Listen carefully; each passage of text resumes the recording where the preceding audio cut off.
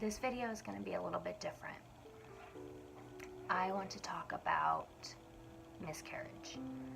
I want to talk about infant loss. It's October, and everyone knows that October is Breast Cancer Awareness Month. A lot of people do not know that it is also infant loss and miscarriage awareness month as well. So we all know there's cars driving by. I have the window open, by the way, as it feels beautiful out. A lot of women go through this and they feel like they're alone. They feel like no one is going to understand. We don't talk about it because it hurts.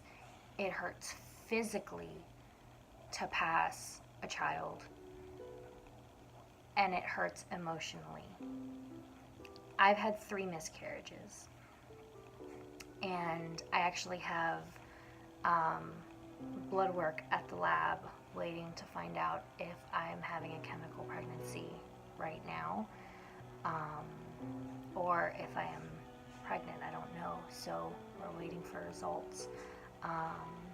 I have a feeling it's a chemical pregnancy, just a feeling. But 2 out of those 3 miscarriages, I passed the baby in the toilet, and it was very traumatic. Still really early, still first trimester, but it was very painful. And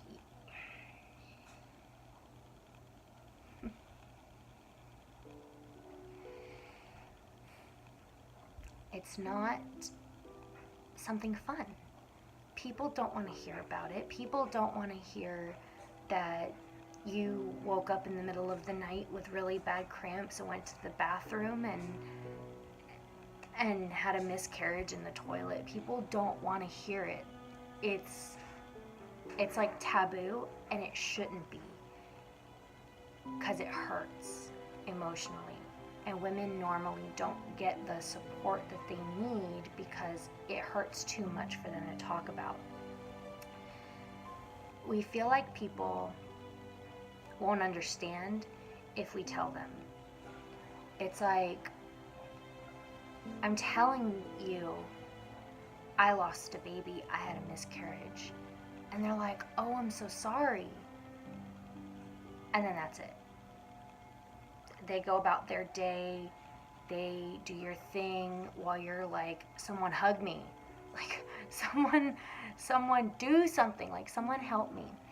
We feel like people don't understand, especially if that person or that woman has never had a miscarriage or never lost a baby themselves, whether it's a chemical pregnancy, a early first trimester miscarriage, or second or third, or stillborn.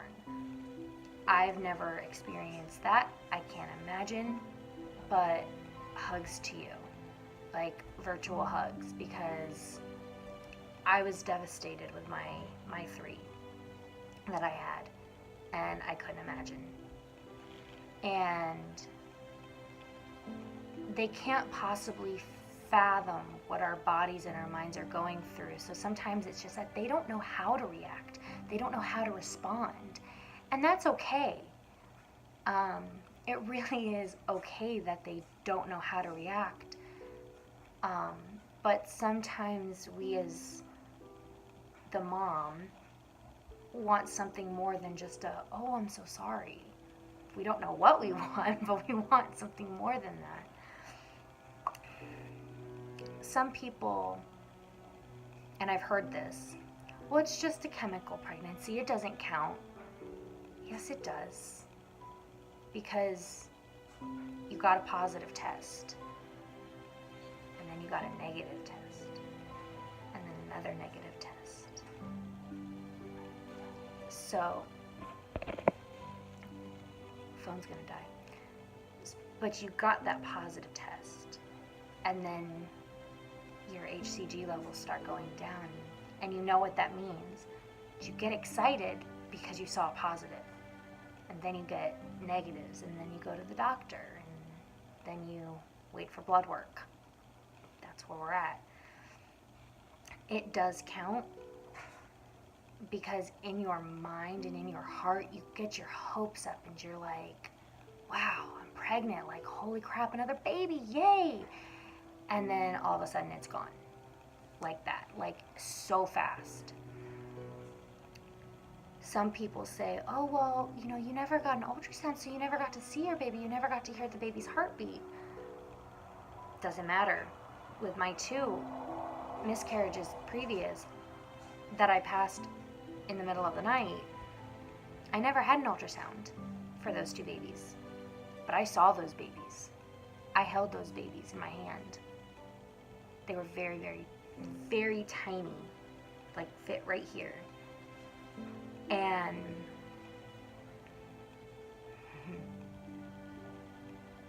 it really sucks. And it does count, even though you don't get an ultrasound picture to keep forever, to remind you that, like, hey, that baby existed.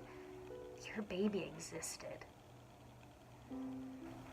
Sometimes people are a little insensitive. They'll say, oh, we'll just try again next month. It's not that easy. It's really not. Please don't be insensitive. It's just so mean. Don't be mean. Please don't be mean.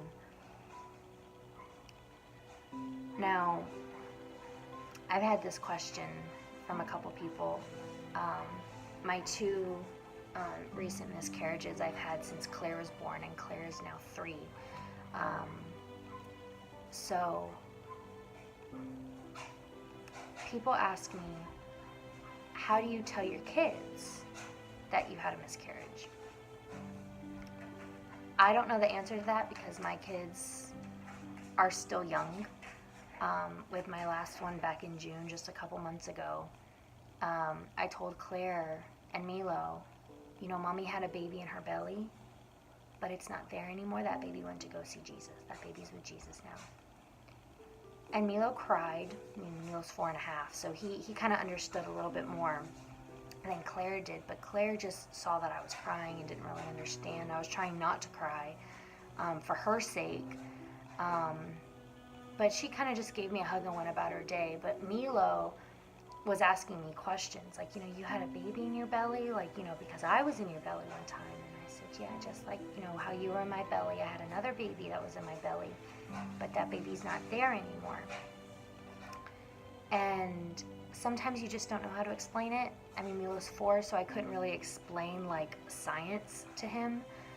But when your kids are older, tell them the truth. Tell them what happened. There's no shame in telling the truth about losing a baby. None whatsoever. How do we move on? How do we move on? We just do. You soldier on. You have a life that you have to live, bills to pay, other kids to take care of. I sit down and I think about that very first miscarriage that I had, and that was before Milo was born. And I still cry. When I sit down by myself and I start thinking about it, I get myself worked up, of course. And I cry. Still. 5.5 years later, I still cry about it. And then my last 2, the one, not this last January, but the January before that, and then this one in June, I think about them and I cry, because, you know, those 2 I held in my hand, you know, my sweet little babies. And you just figure out a way to soldier on. Women are tough. Women are made tough. We may cry about it, but we're tough.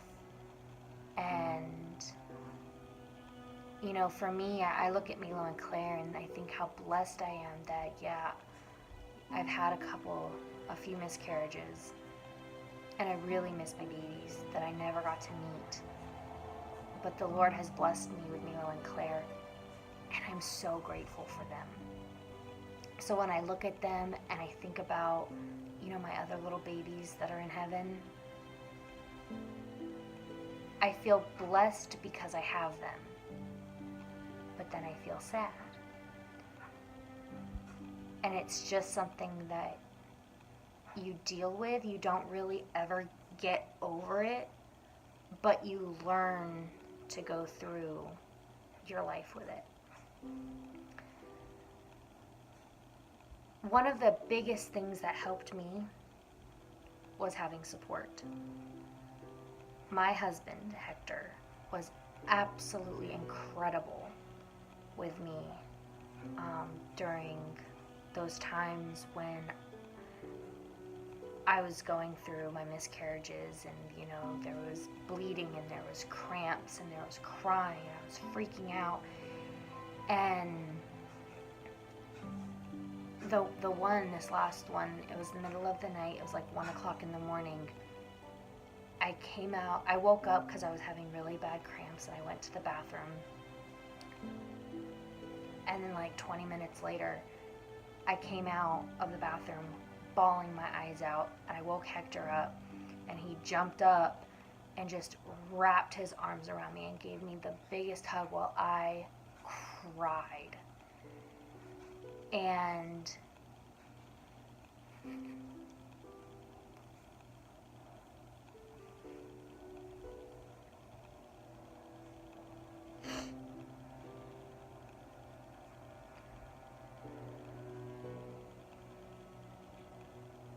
having support,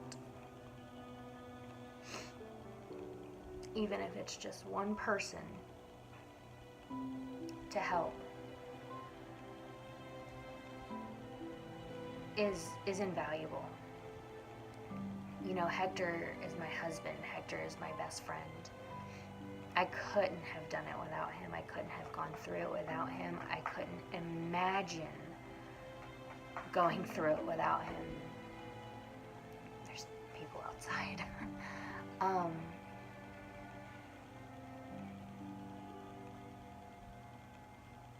If it wasn't for him, I would probably be a wreck.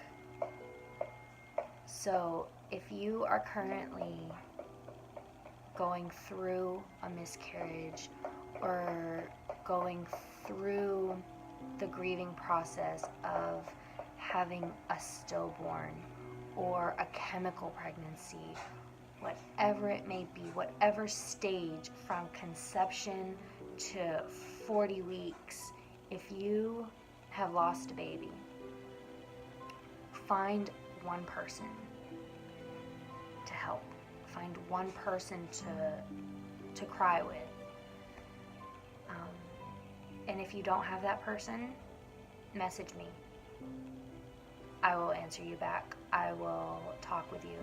I will do whatever I can, no matter if you're here in Atlanta where I live or you live, 5,000 miles away. Just know that you are not alone. We need to talk about miscarriages. We need to talk about infant loss. We need to have it not be such a taboo subject. It's a painful subject. It's a very, very painful subject. But it's one that women don't talk about.